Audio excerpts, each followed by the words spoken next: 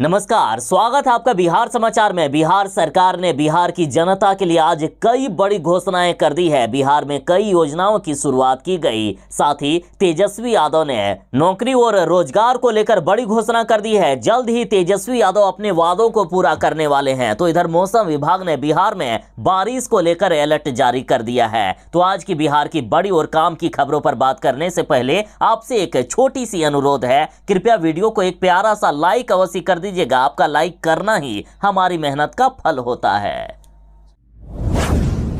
देश की सबसे बड़ी शिक्षक बहाली परीक्षा संपन्न हो गई है। बिहार में 1,70,000 शिक्षकों की बहाली करने वाली ये शिक्षक भर्ती की परीक्षा संपन्न हो गई और यदि इनके रिजल्ट को लेकर बात करें तो अगले महीने ही रिजल्ट की घोषणा कर दी जाएगी। साथ ही सरकार के ऐलान के अनुसार इसी साल के अंत तक सभी शिक्षकों को नौकरी दे दिया जाएगा। तो आखिर कौन से तारीख को रिजल्ट आ सकता है? तो देखिए, शिक्षक भर्ती का यह रिजल्ट 20 से 25 सितंबर के बीच आ सकता है। आयोग की तरफ से बड़ी खबर आ रही है। और साथ ही शिक्षक अभ्यर्थियों के लिए सबसे बड़ी खुशखबरी ये है कि कट ऑफ को कम किया जा रहा है, जिससे अधिकांश शिक्षकों का रिजल्ट हो जाएगा। अधिकांश शिक्षकों की नौकरियां लग सकती है। खास करके उच्च माध्यमिक की बात करें तो उच्च माध्यमिक में जितने सीट हैं उतने अभ्यर्थी भी नहीं शामिल हुए हैं। तो इसमें लगभग यदि कोई भी अभ्यर्थियों ने थोड़ा सा भी ठीक से एग्जाम दिए होंगे तो उनकी नौकरी पक्की ही समझो, क्योंकि जितने सीट थे उतने अभ्यर्थियों ने फॉर्म भी नहीं भरे थे। तो वहीं प्राथमिक शिक्षा की बात करें तो एक सीट पर लगभग 6.5 अभ्यर्थियों की दावेदारी यहां बताई जा रही है। माध्यमिक में 1.8 की, यानी माध्यमिक स्कूलों में 9 अभ्यर्थियों में 5 को नौकरी मिल सकती है। तो बड़ी खबर आ गई है कि शिक्षक भर्ती का रिजल्ट 20 से 25 सितंबर के बीच जारी किया जा सकता है। तेजस्वी यादव ने बड़ी घोषणा कर दी है कि 10 लाख जो हमने सरकारी नौकरी देने का वादा किया है, इस वादे को हम जल्द पूरा करेंगे। और बीजेपी वाले आप लोग भी देख लीजिए, बस हम 4 ही विभागों में 5 लाख नौकरियां दे रहे हैं। देखिए, उप मुख्यमंत्री तेजस्वी यादव ने कहा कि महागठबंधन सरकार के 10 लाख नौकरी का वादा जल्द पूरा होगा। अकेले 4 विभागों में ही 5 लाख नौकरियां तय कर दी गई है। 1,70,000 शिक्षकों की नियुक्ति हो रही है। इतनी बड़ी संख्या में रिक्तियां जारी करने वाला बिहार पहला राज्य बन गया है। तेजस्वी यादव ने कहा कि जो बीजेपी वाले बिहार में नौकरी और रोजगार को लेकर सवाल उठाते हैं ना, उनसे पूछिए कि जो इनके सरकार ने प्रतिवर्ष 2 करोड़ रोजगार और नौकरी देने का वादा किया था, उन वादों का क्या हुआ। साथ ही तेजस्वी यादव ने ऐलान किया है कि शिक्षक भर्ती का अब दूसरा चरण भी आएगा, जिसमें से 1.5 लाख से भी ज्यादा शिक्षक अभ्यर्थियों को नौकरी दी जाएगी। यानी शिक्षा विभाग में ही 3 लाख से भी ज्यादा सरकारी नौकरियां मिलेगी। तो वहीं तेजस्वी यादव ने कहा कि जल्द ही स्वास्थ्य विभाग में हम 1.5 लाख सरकारी नौकरी देने वाले हैं।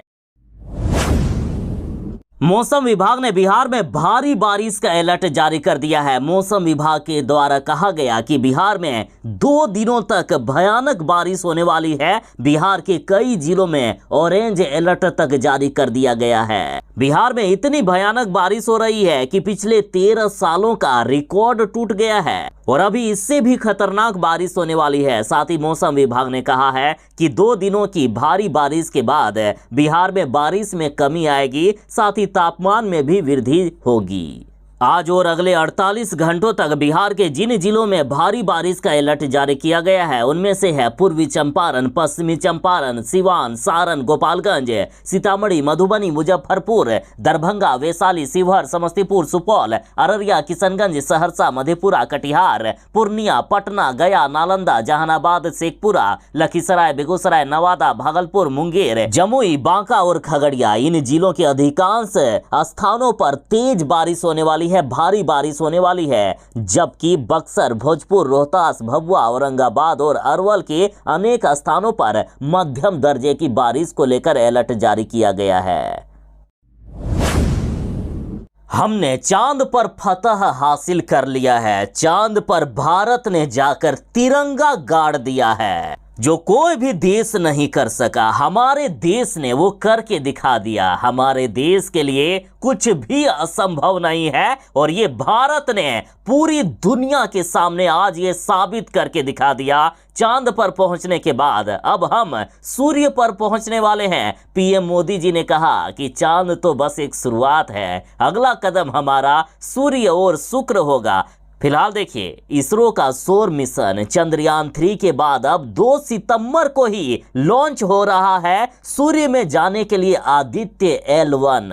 आदित्य L1 लगभग बनकर तैयार हो चुका है। अब हम सूर्य पर भी फतह हासिल करने वाले हैं। भारत अब सूर्य पर भी पहुंचने वाला है और बस 2 सितंबर को ही लॉन्च हो रहा है आदित्य L1। मतलब चंद्रयान 3 ने कुछ ही दिन पहले चंद्रमा की सतह पर जाकर तिरंगा गाड़ा और उसके बस कुछ ही दिन के बाद हम सूर्य पर भी जाने लगे।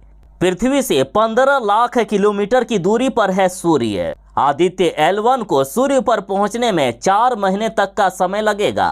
2 सितंबर को यानी कुछ ही दिनों में आदित्य L1 लॉन्च हो रहा है। अब हम सूर्य पर भी फतह करने वाले हैं। बिहार सरकार ने बड़ी घोषणा कर दी है कि बिहार में जन्मजात मूक व बधिर बच्चों का निःशुल्क में इलाज होगा, फ्री में इलाज होगा। देखिए, गरीब परिवारों के जन्मजात नहीं सुनने वाले यानी मूक बधिर बच्चे भी अब सुन सकेंगे। ऐसे बच्चों की फ्री में कोक्लियर इम्प्लांट सर्जरी होगी। स्वास्थ्य विभाग ने इस दिशा में तैयारी शुरू कर दी है। बाल हृदय योजना की तर्ज पर विभाग ने ऐसे बच्चों का इलाज के लिए नई योजना शुरू करने का निर्णय ले लिया है। अभी गैर सरकारी संगठन की मदद से इलाज होता है, लेकिन अब सीधा सरकार इलाज करवाएगी। 5 साल तक के नहीं सुनने वाले बच्चों का फ्री में इलाज होगा।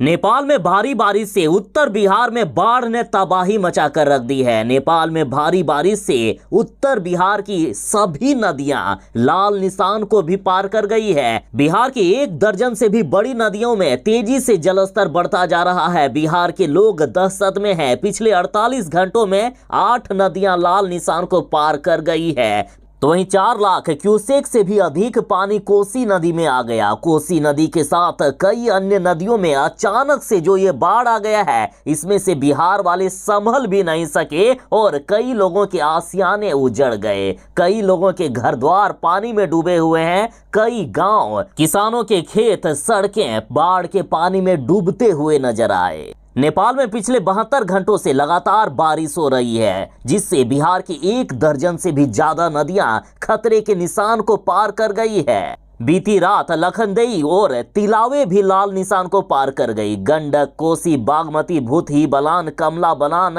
लाल बकिया, महानंदा, घाघरा, परमान, बाया आदि नदियां खतरे के निशान से ऊपर बह रही है। साथ ही लगातार इन नदियों में जलस्तर बढ़ता ही जा रहा है, जिससे लोग डरे हुए हैं, सहमे हुए हैं। कई जिलों में पलायन करने लगे हैं। लोग अपने घर द्वार को छोड़कर भागने लगे हैं। किसानों की फसलें तबाह हो गई है। किसानों की फसलें डूब जाने से किसान सरकार से मदद की गुहार लगा रहे हैं। हालात इतनी खराब है कि नदियों का जलस्तर इतना ज्यादा बढ़ गया है कि नदियों में 3 से 9 मीटर तक की वृद्धि हो गई है जलस्तर में, जिससे तटबंधों पर भारी दबाव बना हुआ है। यदि तटबंध टूट गए तो कई इलाकों में बाढ़ भीषण तबाही मचा देगी।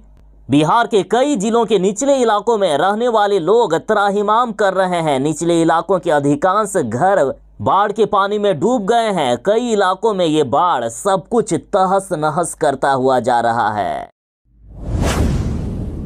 माननीय प्रधानमंत्री नरेंद्र मोदी जी ने बड़ी घोषणा कर दी है कि चांद पर जहां हमारा चंद्रयान 3 उतरा, वह शिव शक्ति पॉइंट के नाम से अब जाना जाएगा। और साथ ही प्रधानमंत्री नरेंद्र मोदी जी ने यह भी कहा है कि चंद्रमा की सतह पर जिस स्थान पर चंद्रयान 2 ने 2019 में अपने पद चिन्ह छोड़े थे, उसे तिरंगा पॉइंट के नाम से जाना जाएगा। मोदी जी ने कहा कि ये तिरंगा पॉइंट भारत के हर प्रयास की प्रेरणा बनेगा और सीख देगा कि कोई भी विफलता आखिरी नहीं होती है। और इस बार चंद्रयान 3 चंद्रमा के जिस जगह पर उतरा उसे शिव शक्ति पॉइंट नाम दिया गया है। मोदी जी ने कहा कि शिव शक्ति पॉइंट इसलिए नाम दिया गया है क्योंकि शिव में मानवता के कल्याण का संकल्प समाहित है और शक्ति से हमें उन संकल्पों को पूरा करने का सामर्थ्य मिलता है। चंद्रमा का शिव शक्ति पॉइंट हिमालय के कन्याकुमारी से जुड़े होने का बोध कराता है। बिहार सरकार कन्याओं के लिए कई तरह की योजनाएं चला रही है, जिसमें से मुख्यमंत्री कन्या उत्थान योजना भी एक है। देखिए, इसमें समाज कल्याण विभाग के द्वारा कन्या शिशु होने पर माता पिता को जन्म के उपरांत ही बैंक खाते में 2000 रुपया कन्या के जन्म पर भेंट स्वरूप मिलता है। तो वहीं कन्या के 1 वर्ष पूरा होने पर प्रथम जन्मदिन के अवसर पर 1000 रुपये दिए जाते हैं। साथ ही कन्या शिशु के 2 वर्ष से लेकर स्नातक उत्तीर्ण करने तक स्वास्थ्य एवं शिक्षा विभाग के द्वारा समय समय पर प्रोत्साहन राशि दी जाती है। इसका लाभ लेने के लिए ऑनलाइन आवेदन करना होगा। इस योजना का उद्देश्य कन्या भ्रूण हत्या रोकना, जन्म निबंधन तथा कन्या के जन्म को प्रोत्साहित करना, बालिका शिशु मृत्यु दर को कम करना और बाल विवाह पर अंकुश लगाना है। जो भी माता पिता इसका आवेदन करना चाहते हैं वो ई कल्याण पोर्टल पर जाकर ऑनलाइन आवेदन कर सकते हैं और ऑनलाइन आवेदन करने के लिए आपको icdsonline.bihar.nic.in पर जाना होगा।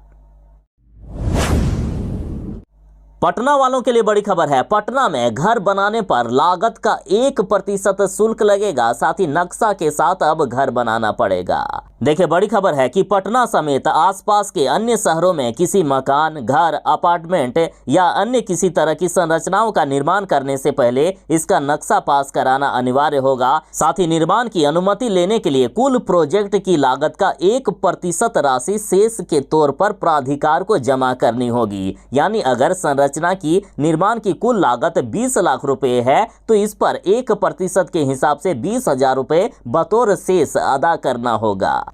नक्शा पास कराने के लिए पीएमए की वेबसाइट पर आवेदन करने के साथ इसे अपलोड करना होगा। इससे संबंधित एक नई वेबसाइट तैयार करने की कवायद शुरू हो गई है। हाल में ही पीएमए कमेटी की एक विशेष बैठक हुई है जिसमें से ये सारी बातें पर सहमति बन गई है।